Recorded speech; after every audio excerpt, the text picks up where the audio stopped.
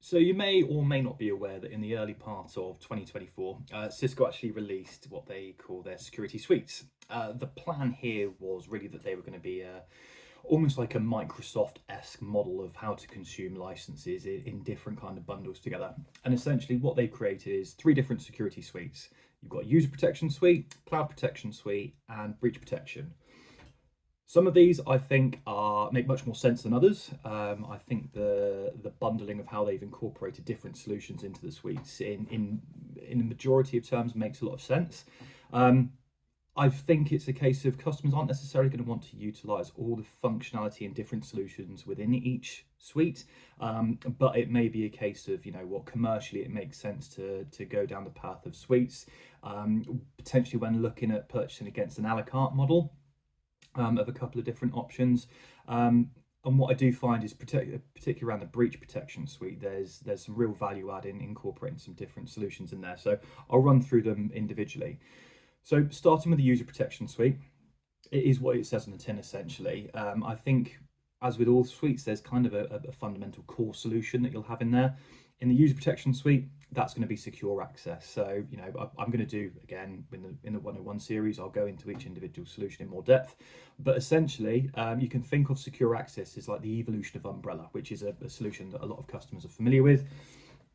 The plan here is that we want to provide outbound protection to users, essentially when they're working remotely or on premise, outbound to corporate resources or browsing the web. We want to make sure they can do that in a safe manner. Where secure access kind of takes that umbrella evolution on is providing essentially the inbound access as well. So when users are working remotely and essentially coming into corporate resources that could be housed, on premise in your DC or in your CSP platforms, again, you can run things like posture assessment to make sure that the users are connected in the most safe manner. On top of that, we've got a few more solutions as well. So secure access being the main one. Email threat defense, huge value. I'm a real big fan of email threat defense. It's a journaling solution that sits, natively integrates within your Microsoft 365 tenant, and essentially just takes a journal of every message that goes inbound, outbound, and on all your internal messages as well.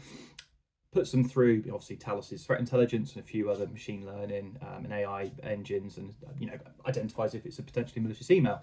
And then you can obviously take some remediation actions. Really lightweight, really quick and easy to set up.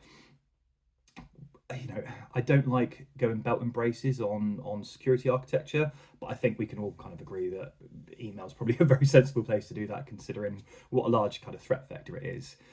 Duo is also incorporated in the user protection suite. This is obviously your MFA option as well here. I'm not going to go into Duo kind of in too much depth now. I'll do that in its own 101 section. But again, this is about essentially providing that kind of multi-factor authentication and a couple of other elements when accessing different applications. Two more. Secure endpoint is something that, let's be totally honest, I don't think a vast amount of customers are going to want to opt for secure endpoint over the likes of Defender for Endpoint, CrowdStrike, SentinelOne. Isn't a like for like comparison. I think where it adds value of being incorporated into the suites package is that there's a function within secure endpoint called orbital, which I'll dive into in more depth in the 101 session for endpoint, but essentially looks at making sure that applications and processes that are running on an endpoint actually mirror up together, and there's no processes without the application. So it does add value in that way, and can be used as essentially to sit alongside your existing EDR solution. Something that's been added in Q2 2025 is ICE Premier licensing as well. So we can incorporate the kind of posture and profile assessment side of things for users when they're on-prem if you've got an ICE deployment. So big fan of user protection.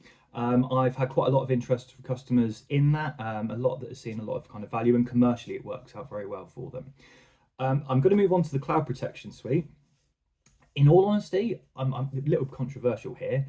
I'm not a huge fan of this one as things currently stand. I think the cloud protection portfolio has been an area where there's been quite a lot of kind of chopping and changing and and solutions coming into the incubation team within Cisco where they've identified great features and functionalities.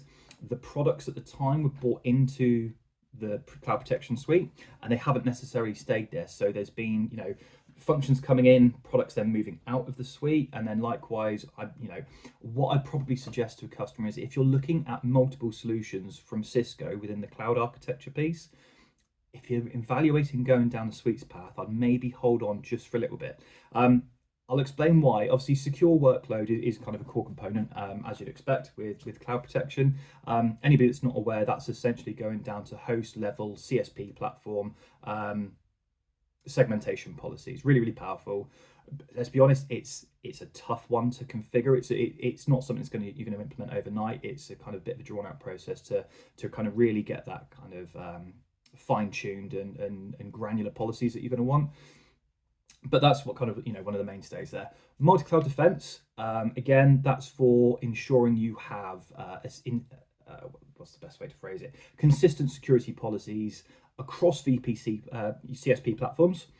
So whether or not you're using Azure, AWS, GCP, Oracle, whatever it may be, you can make sure that you've got consistent security policies between those CSP platforms. But also, if you want to have, IPS rules, firewall rules, in between VNets and VPCs, you can enforce that all across those platforms from one place. Really, really clever tool, really, really powerful. Great interest from customers on that as well. Very, very positive feedback. Vulnerability management. Kenna, as it was called, it's essentially analyzing vulnerabilities in your environment and mapping it to real world threat intelligence. So instead of just running out your patch framework on the highest scored CVEs, what's the real world impact to your environment? Where do you need to prioritize? So again, great one to have in the cloud suite. The problem is there's a lot of actually really good stuff coming. The main one I'm going to call out here, and people will probably see I post a lot about Hypershield. Capability wise, I'm not going to dive into it. Anybody that's in my post before knows I've put a lot of content up about it.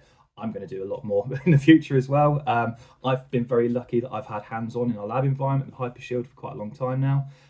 Really, really impressed with it. I think I believe it's going to be a bit of a game changer in the security field. The features and functionality that I'm already seeing, even in really, really early days, is fantastic. But there is a lot of feature overlap there with secure workload. So what I think you'll probably find is that Hypershield's release, yes, it's coming into the cloud protection suite. If you actually have the cloud protection suite, Cisco is saying because there's so much feature overlap, if you've got secure workload licenses within the cloud protection suite, it will enable you to have Hypershield licensing, so you can do a straight migration. But what this means is it's a bit of a rock and a hard place timeline wise. So do you go down the cloud protection suite now?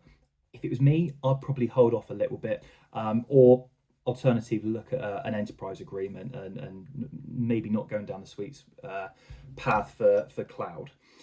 Finally, it brings us on to cloud protection suite. Now, for customers, this is where I see the most value. I get a lot of really, really positive feedback from customers about the cloud protection suite, and that's predominantly down to its core kind of solution that we've got in there, which is XDR, and XDR Premier being the main one. So again, it's something I kind of harp on about a lot.